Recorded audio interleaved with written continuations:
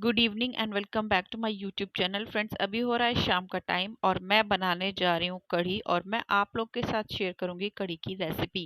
पहले भी मैंने एक दो बारी कढ़ी की रेसिपी बताई है। आज फिर से मैं आप लोग के साथ शेयर करूँगी कि मैं दही के साथ कढ़ी कैसे बनाती हूँ। वैसे सबका अपना अलग अलग तरीका होता है, सब अपने अपने तरीके से बनाते हैं। मेरा तरीका क्या है वही मैं आप लोग को आज बताऊँगी। तो कढ़ी बनाने का जो प्रोसेस है वो मैंने शुरू कर दिया है। सबसे पहले मैंने ले लिया है आधा कप बेसन। सबसे पहले हम बनाएंगे कढ़ी का घोल और कढ़ी छौंक देंगे, उसके बाद पकोड़े बनाने की तैयारी करेंगे। तो यहाँ मैंने आधा कप बेसन ले लिया, उसमें मैंने हरी मिर्ची और लहसुन का पेस्ट डाल दिया, कूटकर अच्छे से मैंने इसमें डाल दिया। उसके बाद इसमें मैंने डाल दिए हैं सारे सूखे मसाले, 1 चम्मच धनिया, आधा चम्मच हल्दी, आधा चम्मच लाल मिर्ची और टेस्ट के हिसाब से डाल दिया है नमक। उसके बाद मैंने डाल दी है थोड़ी सी कसूरी मेथी और उसके बाद डाल दूंगी मैं इसमें थोड़ी सी हींग। और उसके बाद थोड़ी थोड़ी दही लेकर अच्छे से इसका बनाना है घोल। मैं इसको पानी में मिलाकर पहले अच्छे से इसको घोल बना सकती थी, लेकिन फिर ना इसमें टाइम भी बहुत जाता है और कितनी अच्छे से हम चाहे से मिला लें, मतलब बिना ब्लेंडर के, तो उसमें ना दही की हल्की हल्की सी फुटक जो है रही जाती है, फिर वो अच्छी नहीं लगती कढ़ी में। इसलिए मैंने दही का इस तरह से घोल बनाना शुरू कर दिया है। थोड़ा थोड़ा दही लिया है, बेसन में इस तरह से मिलाया है, बहुत अच्छे से एक स्मूथ पेस्ट हमें बना लेना है। सारी दही धीरे धीरे करके मैंने डाल दी है और जो हमारा कढ़ी का घोल है, दही और बेसन का जो घोल है वो बनके हो गया है तैयार।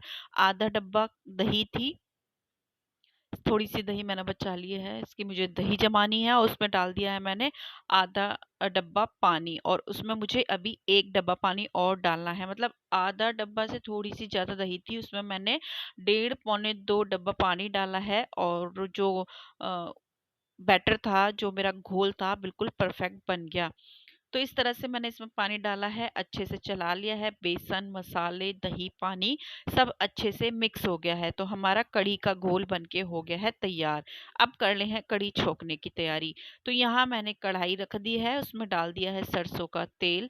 कढ़ी, साग और ये जो सारी सब्जियां होती है ना, सरसों के तेल में बहुत अच्छी बनती है। तो यहाँ गर्म हो गया था तेल, 3 से 4 चम्मच बड़े चम्मच तेल लिया था। उसके बाद गरम करने के बाद मैंने इसमें डाला हींग, जीरा, मेथी। उसके बाद डाल देंगे हम इसमें बारीक कटा हुआ लहसुन। उसके बाद डाल दूंगी मैं इसमें प्याज। लंबी लंबी मैंने इसमें 2 मीडियम साइज की प्याज काट कर रखी थी, जो कि डाल दी हैं, और 2 लंबे साइज में काट रखी थी मैंने हरी मिर्ची, वो भी इसी में मैंने डाल दी हैं। अब इनको हम अच्छे से भून लेंगे। अगर इस टाइम पर आपके पास करी पत्ते हैं तो वो भी डाल दें। करी पत्ते से बहुत ही अच्छी खुशबू आती है, बहुत ही अच्छा टेस्ट आता है कढ़ी में। मेरे पास नहीं था तो मैंने फिलहाल नहीं डाला।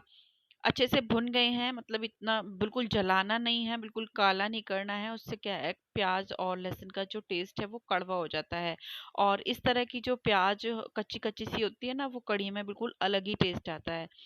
उसके बाद मैंने डाल दिया था इसमें ये जो घोल बना के रखा था, वो डाल दिया था एक बार अच्छे से चलाकर, क्योंकि बेसन होता है वो नीचे बैठ जाता है। तो अच्छे से एक बार मिलाकर मैंने इसमें डाल दिया घोल और उसके बाद मैंने थोड़ा सा पानी डाल दिया है और अब हम इसे लगातार चलाते रहेंगे।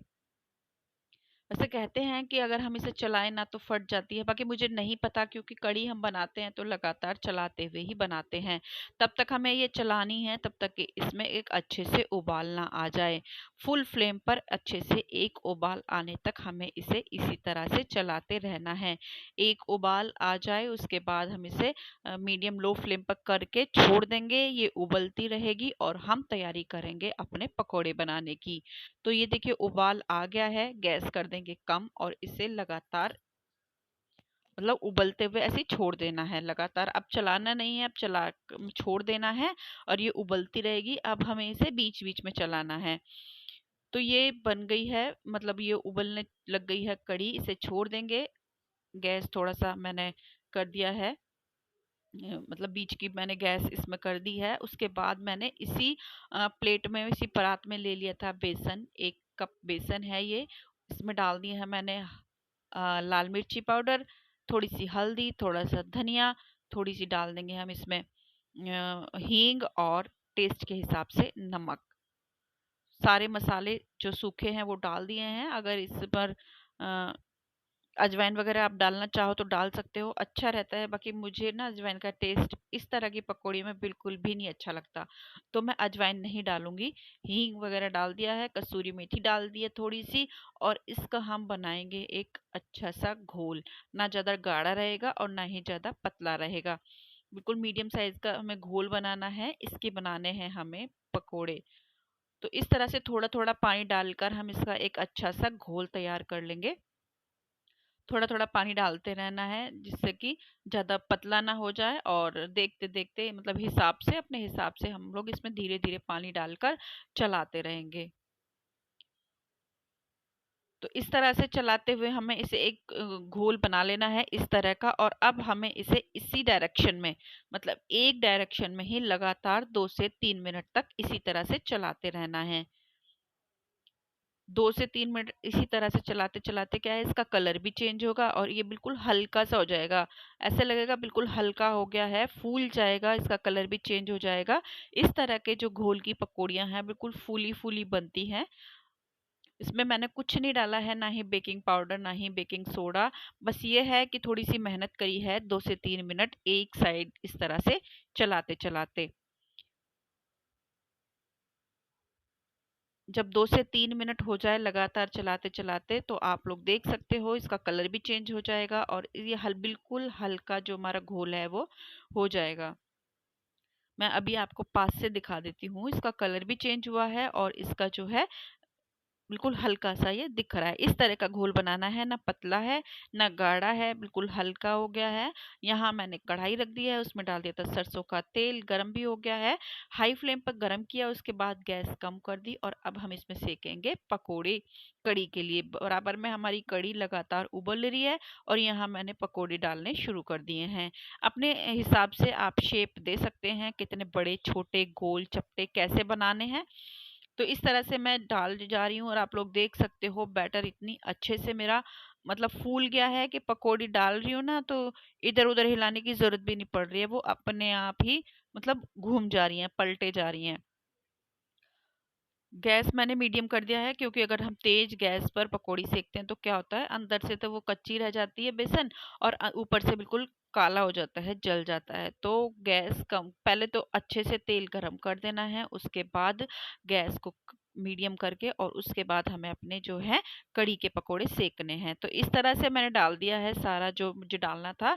थोड़ा सा बेसन और बचा है, उसके दूसरे बार में डाल दूंगी और इस तरह से चलाते हुए हम इसे सेक लेंगे। यही पलटा मैंने ले लिया था क्योंकि मुझे डर लगता है, एक तो इसमें कड़ी का हो रखा है वो करछी, और दूसरा क्या है कि डर लगता है कभी इसमें निशान वगैरह ना हो जाए। अभी नया नया है ना ये कढ़ाई, तो नई चीज रहती है तो थोड़ा सा होता है ना कि कहीं निशान वगैरह ना लगता है, डर भी रहता है। बाकी धीरे धीरे हम लोग यूज करेंगे तो आदत पड़ जाएगी। तो यहाँ मेरी जो पकौड़ियाँ हैं कढ़ी के लिए, जो मैंने पकौड़ियाँ डाली थी वो अच्छे से सिक गई हैं। अभी मैं आपको पास से दिखाऊंगी, पहले मैं इसे निकाल लेती हूँ इस वाले पलटे में। तो यहाँ एक एक करके मैंने सारे निकाल लिए हैं इसमें, और मैं आपको दिखाऊं इनका कलर कितने अच्छे से सिके हैं अंदर तक, और साइज भी आप लोग देखना। और बिल्कुल भी मैंने इसमें सोडा वगैरह नहीं डाला था, बहुत अच्छे से जालीदार अंदर से सिक कर तैयार हुई हैं। और थोड़ा सा बेसन और पड़ा था तो ये मैं एक बार और डाल देती हूँ। उधर मेरी कड़ी भी बन गई है, लगभग लगभग बनी गई है, थोड़ी दूर और इसी तरह से वो खदकेगी। और यहाँ मेरे सारे ही पकोड़े बनकर हो गए हैं तैयार, अभी मैंने आपको दिखाया, बिल्कुल परफेक्ट पकोड़े बनकर तैयार हुए हैं। यहाँ हमारी कढ़ी भी पक गई है, ये देखिए पकते पकते कितनी अच्छे से कलर आया है, और कम भी हो गई है थोड़ी सी, और कढ़ी में अलग ही चमक आ रही है। मैंने डाल दिए इसमें पकोड़े, कढ़ी हो गई है तैयार। और बस ये जो पकोड़े हैं वो हल्की सी जो कढ़ी है वो अपने अंदर एब्जॉर्ब करेंगे। हमारी कढ़ी बनकर हो गई है बिल्कुल तैयार। थोड़ी देर और हम गैस चलाएंगे, उसके बाद हमारी कढ़ी बन जाएगी। तो कढ़ी का नाम कढ़ी इसीलिए होता है क्योंकि वो काफी टाइम तक कड़ते कड़ते पकती है। तो मतलब 25-30 मिनट हो गए थे, 30 क्या ज़्यादा ही हो गए होंगे। तो हमारी कढ़ी जो है कढ़ गई है, अच्छे से पक गई है। गैस अभी भी चल रही है लेकिन मीडियम ही है। इधर मैंने रख दिया था पैन, उसमें डाल दिया था सरसों का तेल, एक तड़का और हम तैयार करेंगे कढ़ी के लिए। घी गरम हो गया था, उसके बाद मैंने डाल दिया इसमें लहसुन कटा हुआ बारीक बारीक, इसमें डाल दिया था हींग। इसके बाद डाल देंगे हम लाल मिर्ची। ये जो मिर्ची होती है ना, सूखी लाल मिर्ची, इसका टेस्ट अलग आता है कढ़ी में। तो आप सूखी भी डाल सकते हो। मैंने दो दो पीसेस में करके दो तीन लाल मिर्च सूखी वाली डाल दी है। उसके बाद एक चम्मच डाल दिया है मैंने लाल मिर्ची, क्योंकि मैंने उस टाइम पे लाल मिर्ची आधी ही चम्मच डाली थी, क्योंकि उस टाइम पे डालने से क्या है, कलर नहीं आता। इस टाइम पर डालने से कढ़ी में एक अलग ही कलर आता है। तो जो लहसुन है उसे ज़्यादा जलाना नहीं है। ये हमारा जो तड़का है बन के तैयार हो गया। गैस बंद कर दी है और अब हम डाल देंगे ये तड़का अपनी कढ़ी के ऊपर। थोड़ी देर के लिए हम इसे बंद कर देंगे ताकि जो इसका छौंक की खुशबू है वो इसके अंदर तक चली जाए, बाहर ना उड़े। और उसके बाद हम चलाएंगे। मैं आपको दिखा दूं, देखिए कितनी अच्छे से मेरी कढ़ी बनकर तैयार हुई है। आप लोग भी प्लीज एक बार ट्राई करना। आप लोग बनाते होंगे अपने तरीके से, ठीक है, लेकिन एक बार मेरे तरीके से भी बनाना और बताना कैसी लगी। आपसे मिलती हूँ कल एक और नए व्लॉग के साथ। Bye bye.